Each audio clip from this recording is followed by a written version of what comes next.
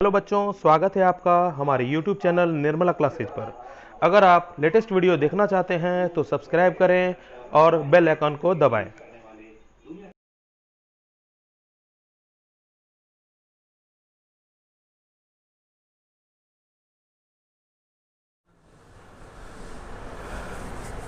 Good morning बच्चों। आज class 11 के फिजिक्स के फंडामेंटल क्लास का तीसरा दिन है। अभी हम लोग मैथ से रिलेटेड जो फिजिक्स में यूज होने वाले हैं उसी के कुछ टॉपिक को देख रहे हैं। उसी में आज बहुत ही इम्पोर्टेंट टॉपिक है डिफरेंशिएशन। ये नाम तुम लोग फर्स्ट टाइम सुन रहा होगा। इससे पहले जो थोड़ा बहुत था, चाहे लॉगरिथम हो, अलजेब्रा हो, ट्रिगोनोमेट्री हो, वो कहीं ना कहीं थोड़ा बहुत सुना होगा। बट ये तुम्हारे लिए एकदम नया है, क्योंकि आज से पहले डिफरेंशिएशन का चर्चा कहीं भी नहीं किया गया है। और ये भी बात सत्य है कि क्लास 11 में भी नहीं किया गया है। लेकिन हमें फिजिक्स में बहुत ज़्यादा यूज है, खासकर डेरिवेशनों में। जब हम इसका कोई भी प्रूफ देखेंगे तो उसमें दो टर्म बहुत ज़्यादा यूज होता है, एक डिफरेंशिएशन और एक इंटीग्रेशन। डिफरेंशिएशन अगर बोले तो इसको हिंदी में अवकलन कहते हैं, और इंटीग्रेशन का मतलब होता है समाकलन। ठीक है।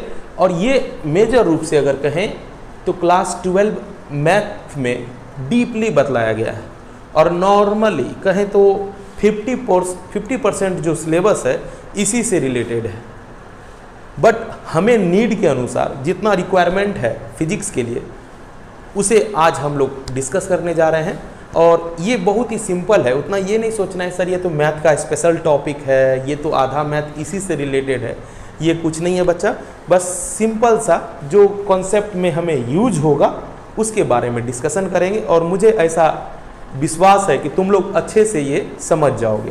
तो चलो आज हम लोग डिफरेंशिएशन के बारे में पढ़ते हैं।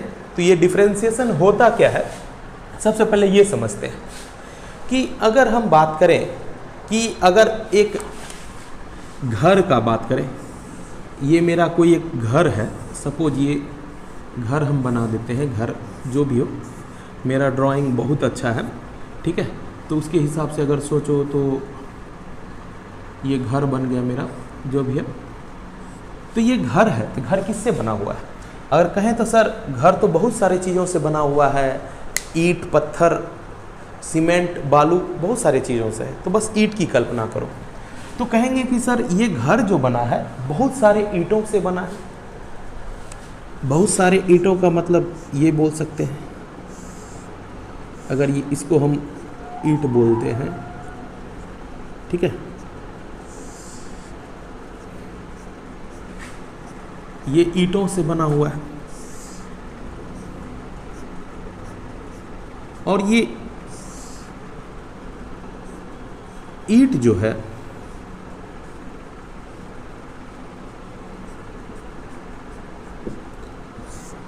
ईंट का एक पार्ट लेते हैं, एक ले लेते हैं, ठीक है। तो नॉर्मली कह सकते हैं कि ये जो एक ईंट है इस घर को बनाने में मदद किया। अगर एक ईंट की क्वालिटी का पता करें तो सारे ईंट का क्वालिटी नॉर्मली पता चल जाएगा।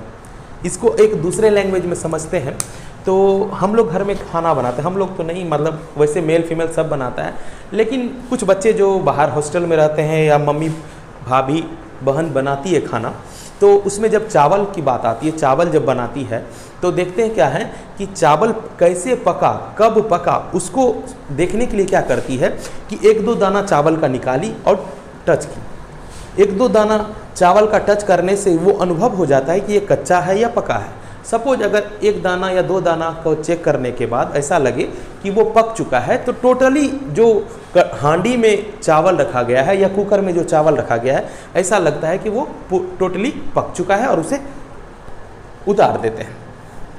तो उसी तरह से जैसे कि अगर हम एक ईंट का मेजरमेंट कर लें, एक ईंट की क्वालिटी को चेक कर लें कि 1 नंबर, 2 नंबर, 3 नंबर, तुम लोग ये देखता होगा कि ईंट की क्वालिटी क्या है। तो एक इंजीनियर आया और ये चेक किया कि भाई ये ईंट निकाला उस दीवार में से, मतलब कि देखा कि हाँ ये ईंट सही है इस घर के लिए, तो उससे ये आइडिया लग गया कि भाई हाँ ये मेरा घर में जो ईंट यूज हो रहा है वो सही है।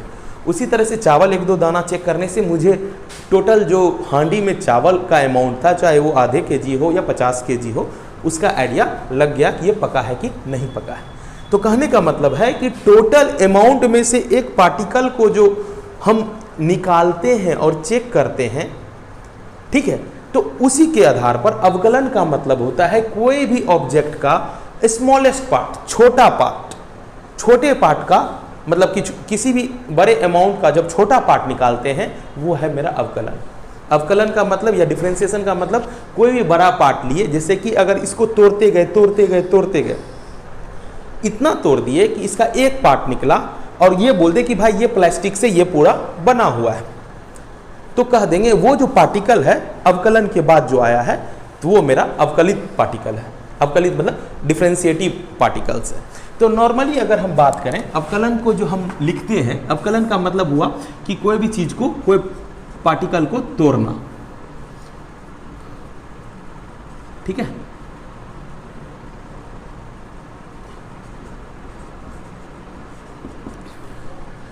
जैसे कि अगर ये मेरा घर है, घर को तोड़े तो एक ईंट निकाले, तो ये जो ईंट निकला अवकलित पार्टिकल हो, अवकलित वस्तु हो गया, ठीक है। तो अब हम उसके आधार पे हम ये देखते हैं कि किसी को अगर समीकरण के रूप में दिया रहेगा, कोई भी फंक्शन के रूप में दिया रहेगा, तो कैसे समझेंगे।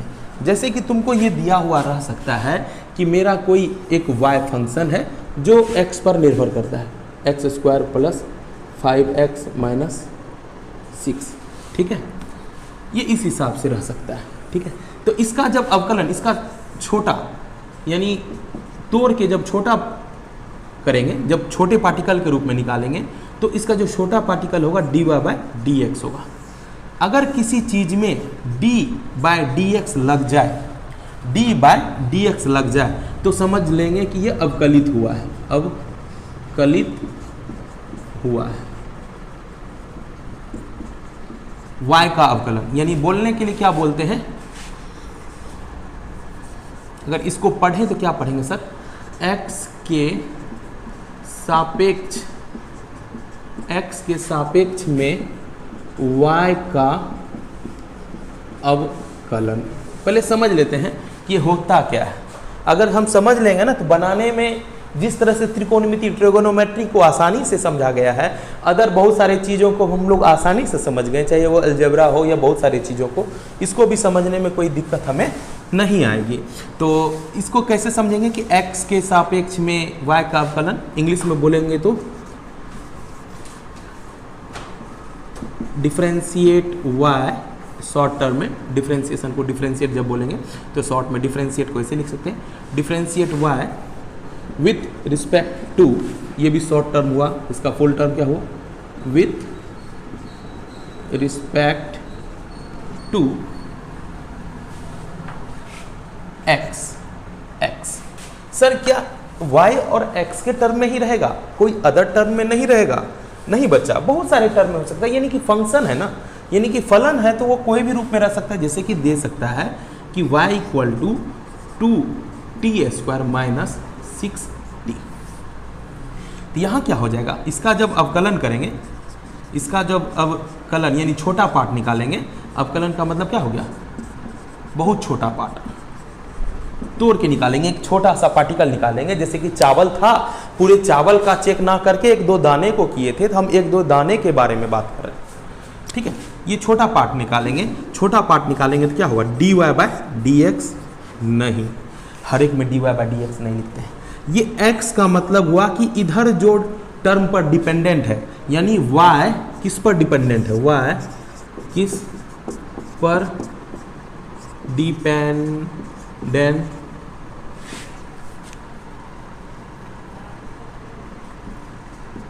y किस पर डिपेंडेंट होता है। तो अगर हम बात करें y किस पर निर्भर है, अगर इस अवकलन में बात करें तो y t पर निर्भर करता है।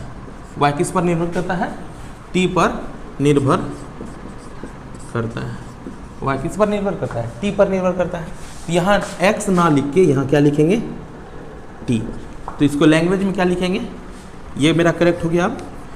अब लैंग्वेज क्या होगा, differentiate y with respect to t, ठीक है, विथ रिस्पेक्ट टू टी। अब बात उठता है कि क्या सर इसको सिंबॉलिकली किसी का डिफरेंशिएशन होता है तो क्या केवल ये टर्म होता है और कोई टर्म नहीं होता है? बहुत सारा टर्म होता है। जैसे कि बोले इसको ऐसे भी लिखा जा सकता है या y1 लिखते हैं। y1 का मतलब एक बार डिफरेंशिएशन हुआ है, एक बार डिफरेंशिएशन हुआ है। या y डैश लिखता है, y डैश का मतलब क्या हो गया, एक बार डिफरेंशिएशन हुआ है। अगर सपोज अगर कहीं पर y2 देखता है, इसका मतलब है दो बार डिफरेंशिएशन हुआ है, यानी y को एक बार तो किया गया डिफरेंशिएशन, फिर दोबारा भी किया गया है, तो y यहाँ डबल डैश हो जाएगा, ठीक है। हाँ, अगर दो बार अवकलन करने पर, दो बार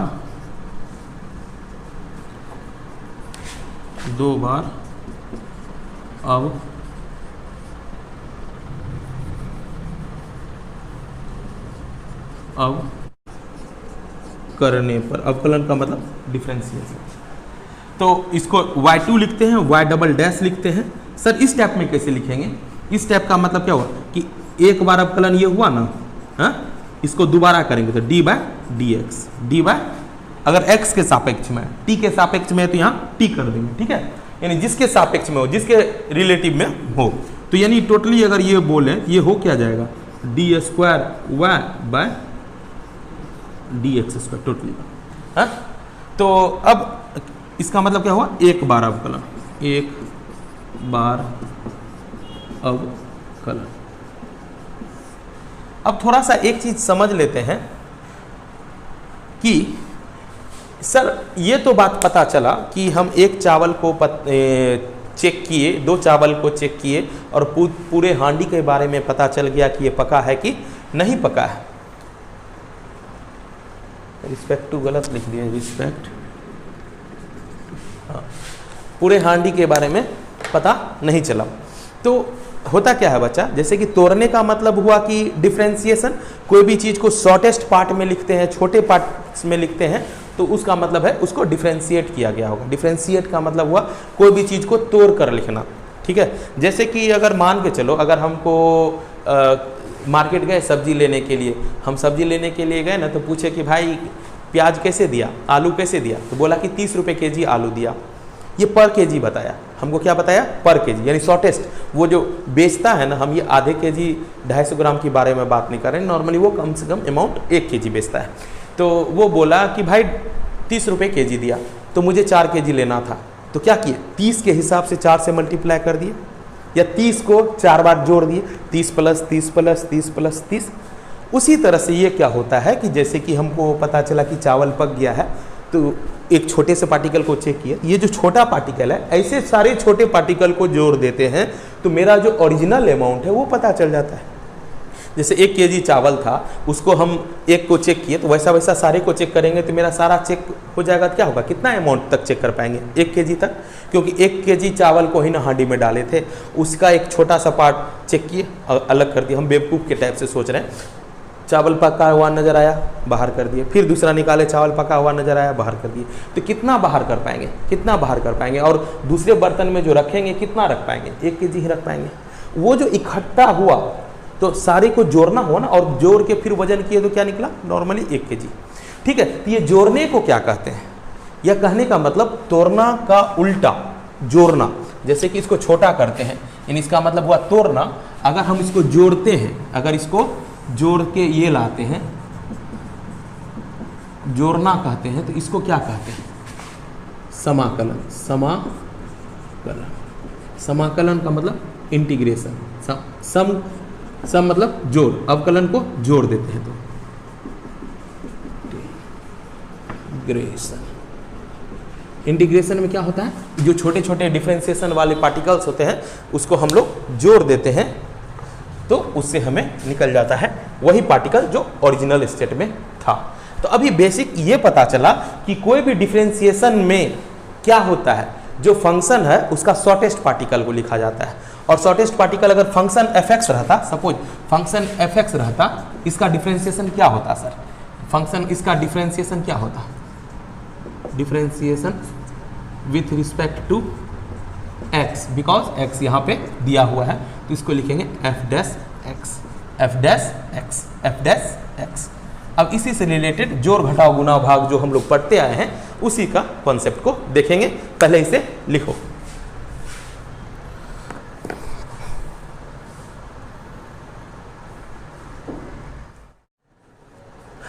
चलो अब डिफरेंशिएशन को आगे बढ़ाते हैं। अभी तक हम लोगों ने ये देखा कि डिफरेंशिएशन होता क्या है, अवकलन होता क्या है।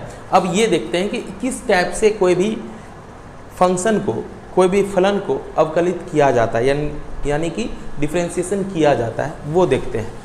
तो सबसे पहले अगर हम बात करें कोई भी फंक्शन, मान के चलो फंक्शन का मतलब फलन जो होता है y इक्वल टू दे दिया है तुमको x square minus 7x plus 2 या 5 या 10 कुछ भी, ये फंक्शन दे दिया है। अब कहेगा कि इसका अवकलन करें। क्या करें? अवकलन करें, या ऐसे लिखेगा या कह देगा या बोल देगा find dy by dx when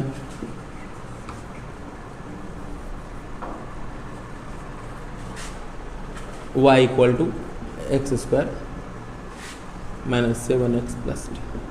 ठीक है, तो समझना पड़ेगा बच्चा, यहाँ समझना ये पड़ेगा कि करेंगे कैसे, इसके लिए पहले क्या होता है नहीं होता है ये समझना पड़ेगा। जैसे कि हमको कहता है कि जो दिया गया है उसका अवकलन करें, दिया गया ये है,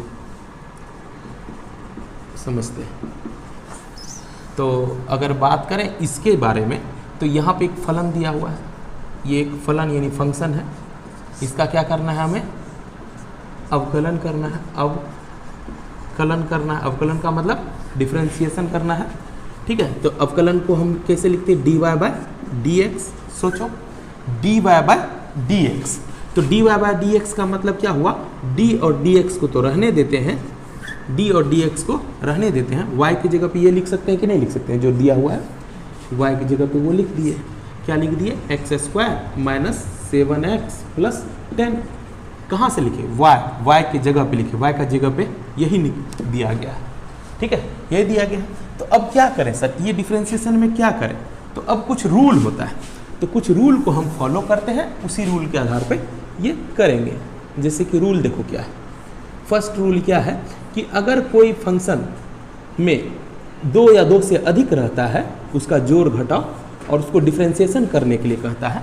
देखो कि dy बाई dx के अंदर में u v z कुछ भी 2 से अधिक टर्म है, तो क्या करना, अगर जोड़ घटाव है उसको अलग कर लेना। उसको अलग करने का मतलब जैसे du बाय dx प्लस, बीच में प्लस है ना, फिर यहाँ आ जाएगा dv बाय dx। सपोज अगर माइनस रहा du माइनस v, तो क्या करेंगे sir, du by dx minus dv by dx। तो अब इसके आधार पर सोचो तो बच्चा क्या हो जाएगा, u प्लस, यहाँ पर हो गया अगर समझे तो u minus v plus z। Suppose इस टाइप से सोचते हैं। ठीक है, ऐसा नहीं है कि 2 ही होगा, 2 से अधिक, 3 से अधिक, 5 से अधिक, लेकिन टर्म कैसे यूज करेंगे देखो। बोला गया है कि इंडिविजुअली करके हर एक के साथ करेंगे, dx स्क्वायर, माइनस है तो माइनस, माइनस में किसका फॉर्मूला लगाएंगे, इसका, माइनस बाहर d 7x बाय dx, ठीक है, प्लस d 10 बाय dx। ठीक है, तो अब इसी के आधार पर अब थर्ड रूल जो नीड लग रहा है वो बतला रहे हैं। अब देखो कि ये एक कांस्टेंट है, यानी कि अगर ऐसा रहे d constant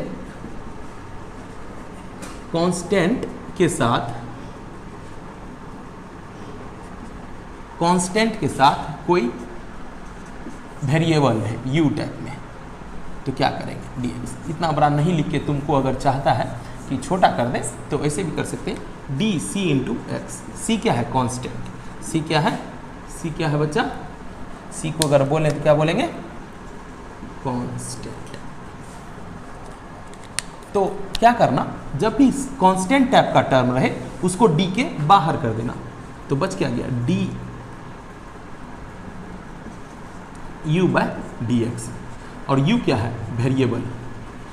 variable of x के रूप में कोई वेरिएबल है। हाँ, तो अब क्या हो गया कि कांस्टेंट को बाहर कर देंगे, तो यानी ये हो जाएगा कि 7 बाहर आ जाएगा dx बाय dx। ठीक है, तो अब एक चीज उठता है इसके लिए, यहाँ कांस्टेंट है, केवल कांस्टेंट है और कुछ भी नहीं है, यानी d कांस्टेंट। अगर केवल कांस्टेंट रहेगा तब क्या करेंगे, कांस्टेंट रहेगा तो 0 लिख देंगे, कांस्टेंट रहेगा तो क्या करेंगे, डिफरेंशिएशन किसी भी कांस्टेंट का क्या होगा, 0 होगा। कोई भी डिफरेंशिएशन अगर कांस्टेंट का करेंगे तो क्या हो जाएगा, 0 हो जाएगा। क्या हो जाएगा, 0 हो जाएगा। ठीक है, ये बात पता चला कि अगर कोई कांस्टेंट का डिफरेंशिएशन करेंगे तो वो क्या हो जाएगा, 0। अगर कोई कांस्टेंट के साथ वेरिएबल रहे तो कांस्टेंट को बाहर। मेन मुद्दा इसका है, इसका क्या करेंगे सर, इसके लिए देखो क्या करेंगे, अगर x का पावर कुछ भी रहे, x का पावर कुछ भी रहे, n लिखने का मतलब ऐसा नहीं कि हर बार तुमको 2 ही मिलेगा, 5, 10, 25, -3, -2, 2/3, कुछ और भी रह सकता है। ठीक है, तो इसके लिए क्या करेंगे सर, तो n को उतार देना और x के पावर में n-1 बाय कुछ ये लिख देना। ठीक है, इसको समझने के लिए कैसे समझ सकते हैं, जैसे कि एक कहानी बतलाते हैं। ठीक है, कहानी ये बतलाते हैं कि एक लेडी थी, खासकर राजस्थान में ऐसा है, होता भी है क्योंकि वहाँ पानी की दिक्कत है बहुत ज़्यादा मात्रा में, गांव में बहुत ज़्यादा होता है।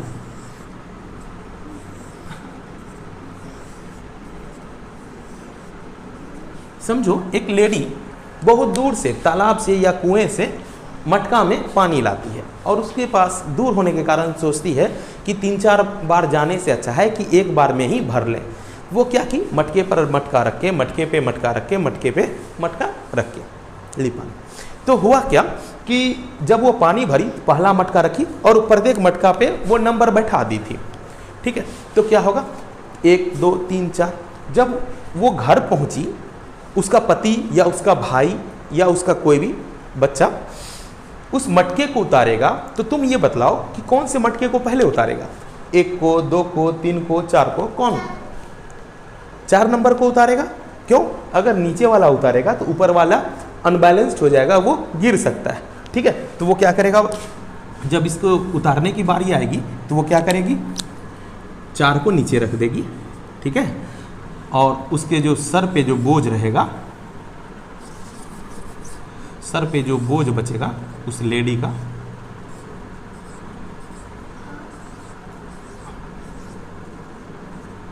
ये बचेगा। ये कॉन्सेप्ट है।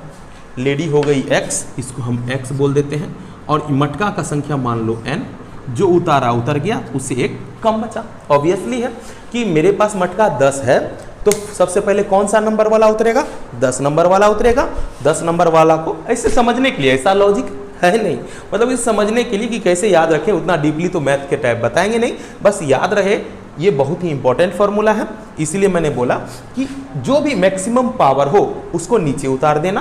मैक्सिमम पावर को क्या करेंगे, नीचे उतार देंगे, और जो पावर बचेगा एक कम बचेगा। क्योंकि पावर कम क्यों बचा, जैसे 4 था, 4 को तो उतार दिए, तो बचा क्या, पावर 3 बचा। किसके ऊपर, लेडी के ऊपर, यानी कि x के ऊपर। ठीक है, तो अब आगे बढ़ते हैं। उसी के आधार पर यहाँ आप सोचते हैं पावर क्या है बच्चा, 2 है, तो पावर क्या उतर जाएगा, हाँ उतर जाएगा, और x के रूप में कितना बचेगा, एक कम।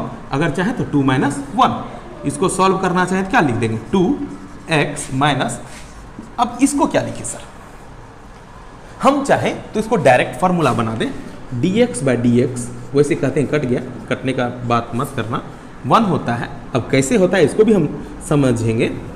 और एक और फार्मूला बहुत ज़्यादा यूज होता है, d√x बाय dx, इसका होता है 1/2√x। ये बहुत इंपॉर्टेंट फार्मूला में से एक है, फार्मूला इसी से ईजाद हुआ है, ऐसा नहीं कि मैंने कुछ स्पेशल लिख दिया है, लेकिन याद रखने से क्या होता है कि इतना टर्म डिफ्रेंसिएशन सब करने की जरूरत नहीं होती है, दिमाग में तुरंत रहता है भाई ये 1 होगा या 1/2√x होगा। तो अब ये 1 कैसे हुआ, ऐसे सोचते हैं बच्चा, x का पावर 1, अभी क्या है dx, x का पावर 1, और डिफरेंशिएशन करते हैं तो इसका मतलब क्या होता है, पावर उतर जाता है। पावर को उतार दो बच्चा, यहाँ आ गया 1, पावर को उतार दिए तो यहाँ आ गया 1, अब यहाँ 1 घटा देंगे, 1 में से कितना घटाएंगे, कभी भी 1 घटेगा, कभी भी 1 घटेगा, तो क्या बचेगा, 1 into x to the power 0, और हम पहले से पढ़ते आए हैं एक्स टू द पावर 0 का मान 1 होता है, इसीलिए मैंने यहाँ रिजल्ट में 1 लिखा है। और बात आती इसकी, इसका क्या होगा, डी एक्स का पावर 1/2 बाय डी एक्स होगा कि नहीं होगा? हाँ होगा। और इसके आधार पर हम अगर लिखना चाहें तो पावर उतर जाता है और x का पावर इससे 1 कम जाता है, हमेशा 1 मटका कम गया। जैसे कि यहाँ 4 मटका था, 1 मटका कम गया, तो 4 में से गया तो 3 बचा ना, तो उसी तरह से 1/2 के रूप में था, उसमें से 1 घट गया, तो क्या बचेगा 1/2 माइनस 1, तो ये क्या हो जाएगा 1/2 x to the power minus 1/2, minus नीचे चला जाएगा बच्चा, तो 1 एक्स टू द पावर 1/2 इसको लिख सकते हैं, जो तुम लोग पहले से जानता है, पावर 1/2 का मतलब रूट होता है। ठीक है, तो आ गया ना 1/2 रूट एक्स, किसका, इसका। ठीक है, ये सब तो समझने का चीज़ था। इसी से रिलेटेड और भी आगे हम क्वेश्चंस को देखते हैं, और ये जो इंपॉर्टेंट फॉर्मूला में से एक है, पहले इसे लिख लो। चलो अब आगे देखते हैं। आशा है कि तुम लोग को कुछ न कुछ तो समझ में आ रहा होगा। अगर नहीं समझ में आ रहा है तो एक बार रिपीट करके देख लो इस वीडियो को, क्योंकि बहुत ही इंपॉर्टेंट है। मैं ये सिर्फ फिजिक्स के लिए नहीं बतला रहा हूँ, क्लास 12 में इसका रोल तुम्हें 12 वाले बच्चों से पूछ लो कि क्या है। आधा मैथ, 50% मैथ इसी से रिलेटेड है। बट बायोलॉजी वाले ये मत सोच लीजिएगा कि जो भाई मुझे तो मैथ नहीं है, कोई टेंशन नहीं है, नहीं समझेंगे तो समय बीतने दो, पता चलेगा कि इसका इम्पोर्टेंस क्या है फिजिक्स में। इसीलिए ध्यान से इस वीडियो को देखो। समझ में नहीं आ रहा है तो दोबारा देखो, फिर भी समझ में नहीं आ रहा है, कहीं तुम्हें डाउट क्रिएट हो रहा है, तो मैंने कॉन्टैक्ट नंबर शुरू में दे दिया है, उस पर कॉन्टैक्ट करो। कॉन्टैक्ट में तुम्हें जो पोर्शन समझ में नहीं आया मैसेज करो, मैं ज़रूर उसका रिप्लाई करूँगा। और अभी तक तुम लोगों ने इस चैनल को सब्सक्राइब नहीं किया है तो इस चैनल को सब्सक्राइब कर दो, जिससे कि तुम्हें कोई भी नया वीडियो डलेगा तो इसका नोटिफिकेशन तुम्हें सबसे पहले मिल जाएगा। और नॉर्मली क्लास 11-12 से लेकर 9-10 का Hindi medium and English medium, CBSE board हो या स्टेट बोर्ड हो, सारे का साइंस और सोशल साइंस का टोटली वीडियो मिलेगा। खासकर सोशल साइंस 9-10 का मिलेगा और साइंस का 9 to 12 सारे सब्जेक्ट को देखा जाएगा। और इंग्लिश का भी एक स्पेशल क्लास लगते जाएगा जो 11-12 को लेकर बनाया जाएगा। तो इसलिए ज्वाइन करने के लिए सबसे पहले निर्मला क्लासेज को सब्सक्राइब कर दो और उसके बाद बेल आइकन को दबा दो। चलो आगे देखते हैं कि और क्या क्या रूल है इसका, क्या क्या फार्मूला है जो हमें नीड पड़ेगा।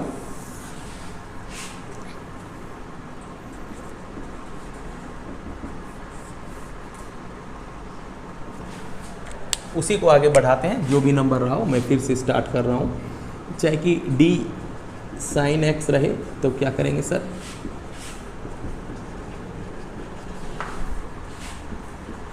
ट्रिगोनोमेट्री का ये सब फार्मूला का डिफरेंशिएशन क्या होता है उसी को देख रहे हैं।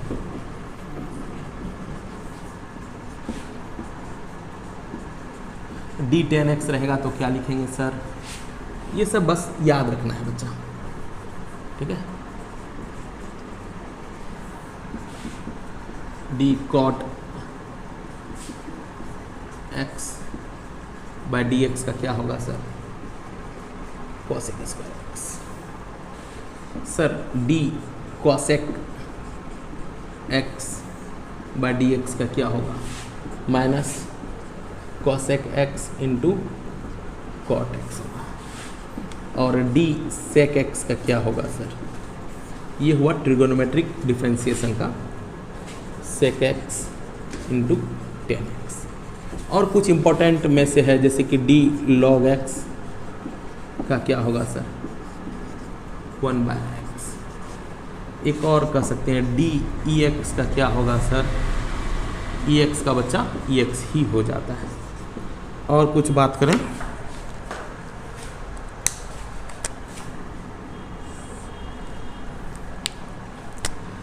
d ax का क्या होगा sir, ax log a। Log के बारे में लास्ट क्लास में डिस्कशन हुआ था। अगर तुम लोगों को लॉग के बारे में कुछ भी जानकारी नहीं है तो इससे मैंने जो पहले वीडियो क्लास 11th के लिए डाला है उसे ज़रूर देख लो, क्योंकि लॉग का भी इम्पोर्टेंस उसी तरह से है जैसे कि डिफरेंशिएशन और इंटीग्रेशन का होगा हमारे 11th-12th में। तो लॉग के बारे में कहीं मैथ में भी नहीं बतलाया गया है। तो लॉग के बारे में अगर जानकारी विस्तार रूप से जानना चाहते हो जो क्लास 11-12 या कहीं भी यूज होता है तो उसके बारे में मैंने एक स्पेशल वीडियो लॉग के लिए बनाया है, लॉगरिथम, वो ज़रूर देख लो। चलो अब हम लोग कुछ काम करते हैं, एक और क्वेश्चन बनाते हैं। क्वेश्चन बनाने से ही मुझे आइडिया लगेगा कि कैसे इसका डिफरेंशिएशन करते हैं। जैसे कि एक और फंक्शन ले लेते हैं, जैसे कि अब ले लेते हैं y equal to 3x² plus log x plus cos x 2 cos x minus ex 3 cos को पावर 7। ठीक है, इसका क्या होगा सर? वही बात अवकलन करना है, यानी कि लिखेंगे क्या, differentiation y, differentiate y with respect to x, x के सापेक्ष में, क्योंकि हम हर बार यहाँ x लिख रहे हैं। कुछ और भी हो सकता है, थीटा भी हो सकता है, यहाँ सारे जगह थीटा भी हो सकता है, कॉस थीटा टी भी हो सकता है, वेरिएबल के रूप में कुछ भी हो सकता है। यहाँ y की जगह पे कुछ और भी हो सकता है, z भी हो सकता है, कुछ और भी हो सकता है। चलो इसको क्या लिखेंगे, dy बाय dx। तो d बाय dx क्या हो जाएगा बच्चा, y की जगह पे ये सारा 3x⁴ plus log x plus 2 cos x minus x होगा ना। तो सर बतलाए थे आप, अभी इससे जस्ट पहले बतलाए थे कि u प्लस भी माइनस जेड कुछ ऐसे रहे, तो सभी में अलग अलग सेपरेट कर लेते हैं। जैसे कि 3x⁴ by dx plus d log x by dx plus d 2 cos x by dx minus d ex by dx। क्या हम इन सभी का रूल के आधार पर डिफरेंशिएशन कर सकते हैं? हाँ, पहले तो ये कांस्टेंट है तो कांस्टेंट को क्या करते हैं, बाहर कर देते हैं। कांस्टेंट रहता है क्या करते हैं सर, बाहर कर देते हैं, तो बच गया। और इसमें ये तो डायरेक्ट कोई कांस्टेंट नहीं है, d log x को 1/x लिख सकते हैं। d log x को क्या लिख सकते हैं, 1/x लिख सकते हैं, प्लस कांस्टेंट है सर, बाहर कर दें, ठीक है, माइनस ex को क्या कर सकते हैं सर, ex का सर डिफरेंशिएशन ex ही होता है। ठीक है, अब देखो ये 3 बच्चा पहले से है, 3 बच्चा पहले से है कि नहीं है। अब हम बतलाए थे पावर के बारे में, जो मैक्सिमम पावर जो था वो नीचे आ जाता है, वो गुना के रूप में नीचे आता है। किस रूप में, गुना के रूप में आता है। और पावर कितना बच जाता है बच्चा, 1 कम। 1 कम का मतलब 7 है तो 1 कम 6 हो जाएगा, 7 - 1 1 कम जाएगा। जैसे कि मटका 7 था, 7 मटका में से 1 मटका निकल गया, 7 नंबर वाला मटका नीचे आ गया, तो कितना मटका ऊपर बचा बच्चा, ये तो हो गया डिफरेंशिएशन 2। इसका क्या होगा सर, माइनस sin x, ये तो है, इसको सजा के लिख देते हैं, माइनस 2 sin x माइनस, ये मेरा रिजल्ट हुआ। ठीक है, एक क्वेश्चन और सर, क्या क्वेश्चन है देखो। क्वेश्चन ये है बच्चा कि अगर रहे y equal to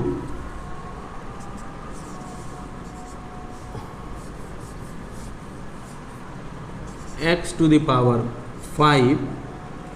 log x, कैसे करें, फाइंड dy बाय dx, है ना। अगर ध्यान से देखो, डॉट का मतलब क्या हुआ बच्चा, गुना मतलब मल्टीप्लाई। डॉट का मतलब क्या हुआ? मल्टीप्लाई हुआ। इसके लिए सर कोई आप लॉजिक तो नहीं बताए हैं, तो क्या कर दें, अलग अलग कर दें। ये इसका x टू द पावर 5 का फॉर्मूला लगा देते हैं, log x का फॉर्मूला लगाते हैं। नहीं बच्चा, इसका भी एक रूल है, वही मैं लिखने जा रहा हूँ। जैसे कि 10 नंबर रूल बहुत इंपॉर्टेंट है, ठीक है। तो 10 नंबर में ये है कि अगर कोई टर्म 2 या 2 से अधिक मल्टीप्लाई के रूप में रहे, अभी 2 टर्म के लिए ही सोच रहे हैं, d इंटू भी, डी यू इंटू भी बाई डी एक्स। तो इसका डिफ्रेंसिएशन कैसे करेंगे सर? इसका डिफ्रेंसिएशन होता है बच्चा, एक बार u का डिफ्रेंसिएशन होता है, एक बार v का डिफ्रेंसिएशन होता है। तो v को बाहर कर दो, u रह गया अंदर, u का डिफ्रेंसिएशन हो गया ना, तो v बाहर रहा ना। अब जोड़ देंगे, यानी कि डिफ्रेंसिएशन जब करेंगे, 2 u इंटू भी वेरिएबल का गुना के रूप में जब हो, तो बीच में प्लस देंगे। अब u का तो डिफ्रेंसिएशन हो गया, तो अब u को बाहर कर दो, u को क्या कर दो, बाहर। अब बचा हुआ क्या था, v, उसका डिफ्रेंसिएशन कर दो। ठीक है, समझ में आया? क्या बोले हम कि अगर 2 या 2 से अधिक संख्याओं का डिफ्रेंसिएशन करना हो जब वह गुना के रूप में हो, तो क्या करना, पहले टर्म को डिफ्रेंसिएशन कर दो, डिफ्रेंशिएट कर दो। पहले टर्म में क्या है, u du by d x, और दूसरा टर्म को छोड़ दो। दूसरा टर्म को पहले लिख दिए, होता यही है कि जिसको छोड़े उसको पहले लिख दिए, जिसको छोड़े उसको पहले लिख दिए, फिर प्लस का चिन्ह दिए, फिर प्लस का चिन्ह दिए। अब हो किसका गया था डिफ्रेंसिएशन, u का हो गया था सर, u का, तो u को छोड़ दो। एक एक करके मारेंगे ना, जैसे 2 लड़का आके हमें मारने आया या तुम्हें मारने आया, क्या करेगा? अब एक हाथ है, 2 हाथ, हम मानते हैं कि तुम 4-4 बंदों को एक साथ संभाल सकता है, लेकिन पंच जब भी करेगा तो किसी एक पर्सन को ही न करेगा। ऐसा तो नहीं कि हीरो की तरह भाई जब तुम्हारा पंच चल रहा तो 4 आदमी एक लाइन से लग गया, एक लाइन से मारा तो चारों को लग गया। ये रजनीकांत कर सकता है बच्चा, हम लोग तुम लोग नहीं कर सकते हैं। तो कहने का मतलब ये हुआ कि जब हम पंच मारेंगे तो किसी एक के फेस पे लगेगा ना, या जो भी है, फर्स्ट या सेकेंड। फर्स्ट को पंच लग गया तो भाई बोल दिया भाई हमको तो पंच लग गया है, अब तुम दूसरे को मारो। तो बोला ठीक है भाई, तुमको तो हम मार दिए, अब दूसरे को मारते हैं। थोड़ा क्या कहें, समझदार बच्चा था, इंसानियत था उसमें बचा हुआ, तो भाई हम एक बार खा लिए। और मारने वाला भी बोल रहा है ठीक है भाई तुमको तो लग गया, अब दूसरे को मारते हैं। ऐसे दे रहा है गांधी जी की तरह, एक गाल में तो मार लिया, अब दूसरे गाल में भी मार लो। तो वही बात हो रहा है कि एक को डिफ्रेंसिएशन कर दिया, उसको छोड़ दिया, अब दूसरे को डिफ्रेंसिएशन कर दिया। तो चलो उसी को देखते हैं, करते हैं अवकलन। डिफ्रेंसिएशन अगर हिंदी में लिखे तो x के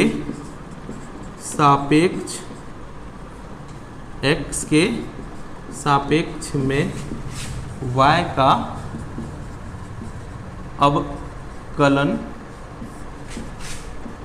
करने पर, अब देखो dy बाय डी एक्स, हर बार y लेके बनाते थे ना, इस बार हम कुछ और लेके बनाएंगे।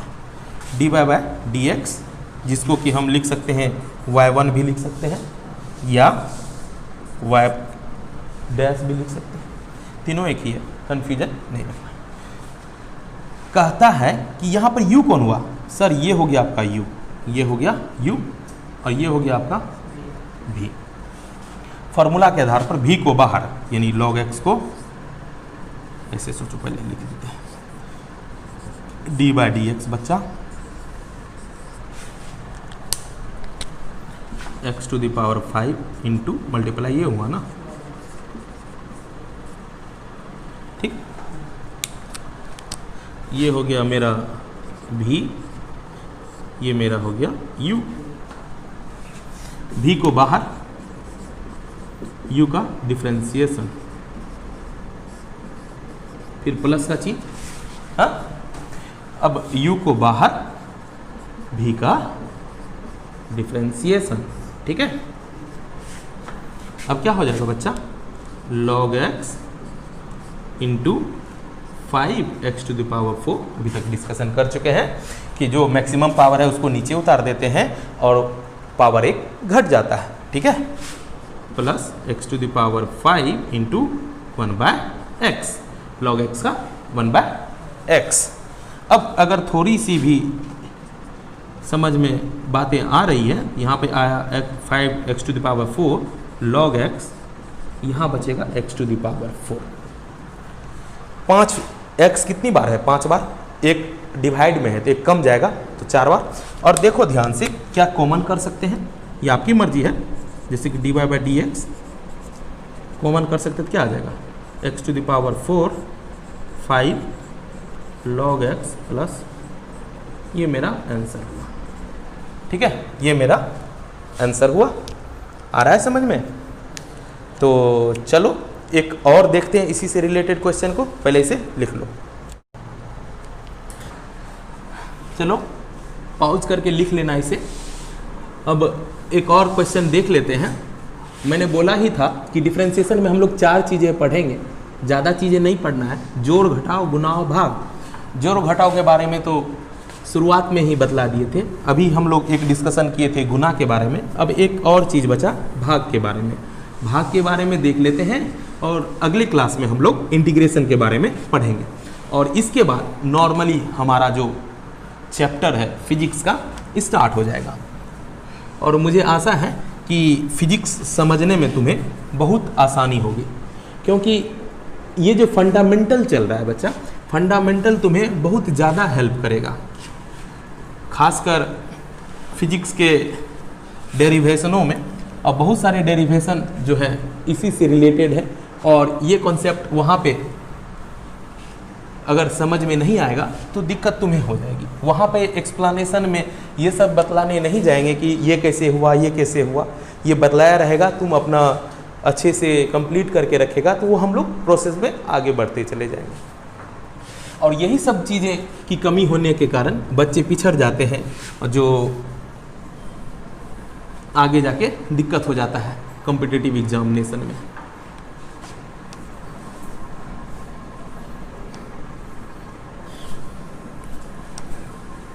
चलो एक और क्वेश्चन देख लेते हैं और उसके बाद हम लोग इस टॉपिक को एंड करेंगे। और एक दो हम तुम लोगों को भी घर से बनाने के लिए दे देंगे कि देखते हैं कि तुम लोगों से होता है या नहीं होता है। बहुत ही आसान है। अभी तक तो मुझे जो ऐसा लग रहा है कि तुम लोगों को भी आसान लगना चाहिए। और तुम लोग ये भी सोच रहा होगा सर ये 50% में कैसे है, आप जो बोल रहे हैं 12 में बहुत ज़्यादा इम्पोर्टेंट है। हाँ बच्चा, बहुत ज़्यादा इम्पोर्टेंट है। तुमको हम बस बेसिक फंडामेंटल बता रहे हैं, ना कि पूरा टॉपिक बतला रहे हैं। बस हाँ, यही सब है। ये सब बेसिक ही टोटली उस क्लास 12 के मैथ में डिस्कस किया गया है, इसीलिए बहुत आसान है। चलो अब एक और क्वेश्चन डील करते हैं हम लोग। क्वेश्चन ये है कि हमें एक फंक्शन दिया गया है f(x) और वो फंक्शन है x⁴ बाय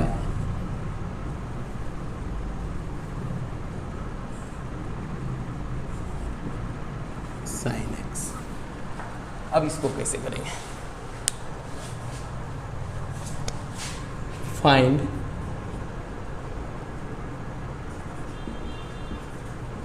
dy/dx।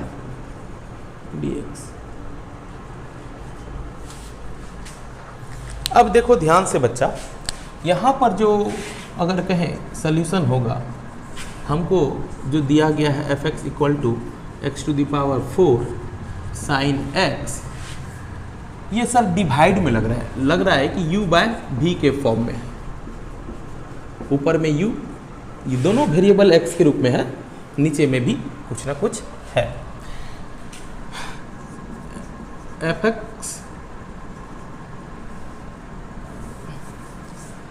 x के सापेक्ष में f(x) का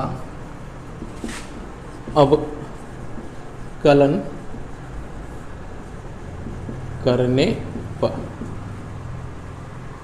ठीक है। तो इसका मतलब बदलाए थे कि f(x) रहेगा तो क्या लिखेंगे f(x)। f(x) का मतलब वही हुआ ना जो dy/dx को ही f(x) कहते हैं। तो हम क्या हो गया, यहाँ लिखेंगे dy/dx और यहाँ क्या हो गया x to the power 4 by sine x. F dash x को क्या लिखते हैं, dy बाई डी एक्स, और y के जगह पे यही हुआ x to the power 4 by sine x. अब इसका तो कोई फार्मूला नहीं बदला है सर, आप फार्मूला नहीं बदला है तो सवाल कैसे बता रहे हैं सर। चलो फार्मूला देख लेते हैं तब। ये भी भी आई क्वेश्चन है। अगर कभी डी यू बाय भी के रूप में रहे तो क्या करना, समझने के लिए जो भी है उसको हर में यानी डिनोमिनेटर में स्क्वायर कर देना, उसको हर में क्या कर देना, स्क्वायर कर देना, और जिसको तुम स्क्वायर करेगा उसको बाहर कर दो, उसको क्या कर दो, बाहर, उसको क्या कर दो, ऊपर में बाहर। तो बच क्या गया सर, u बचा, उसका डिफ्रेंसिएशन कर लो, उसका क्या कर लो, डिफ्रेंसिएशन कर लो। कहने का मतलब जो नीचे में है उसका स्क्वायर कर दिए नीचे में, ठीक है, और जिसको स्क्वायर किया ना उसको पहले हम बाहर कर दिए, जो पहला बचा यानी कि अंश में जो बचा, न्यूमरेटर में जो बचा उसको डिफ्रेंशिएट कर दिए। यहां पर जो u इंटू भी था बीच में क्या लिखते थे, प्लस, यानी मल्टीप्लाई में प्लस तो डिवाइड में माइनस, डिवाइड में लिखेंगे माइनस। अब किसका डिफ्रेंसिएशन हो गया, u का हो गया था सर, u को बाहर, किसका नहीं हुआ था, भी का नहीं हुआ था सर, ठीक है। बस इसी तरह से समझेंगे। तो यहाँ पे u और v क्या हुआ हमको थोड़ा सा समझाओ। तो u हो गया तुम्हारा ये और v हो गया sin x। तो करते हैं। तो सर बोले थे क्या, जो v को स्क्वायर कर देंगे sin स्क्वायर x, ठीक है। अब v को बाहर, v को sin x को बाहर into d x to the power 4 by d x. U का डिफ्रेंसिएशन, यू क्या है, यही माइनस माइनस, फिर यू को बाहर, यू को बाहर, तो यू क्या है, x to the power 4 into differentiation किसका, भी का, भी क्या है, sine x.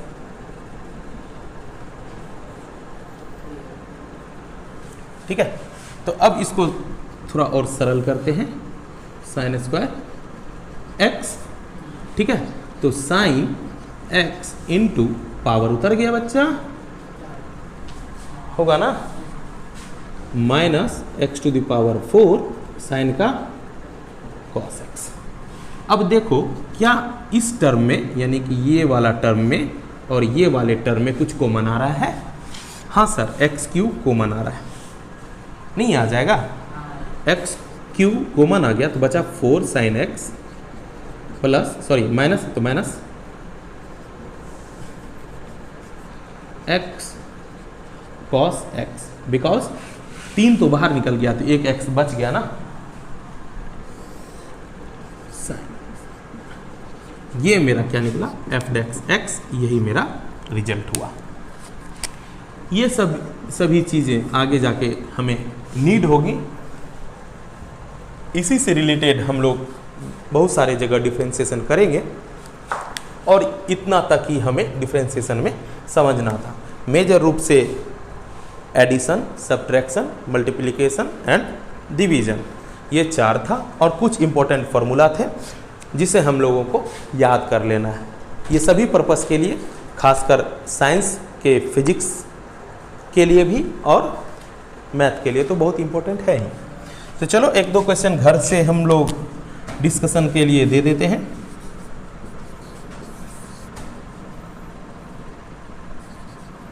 Find dy by dx।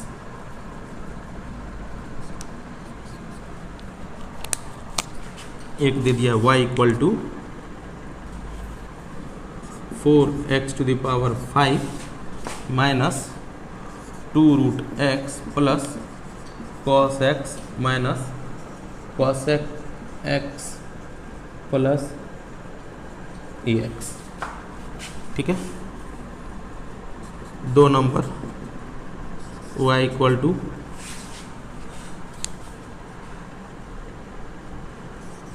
log x into 10x।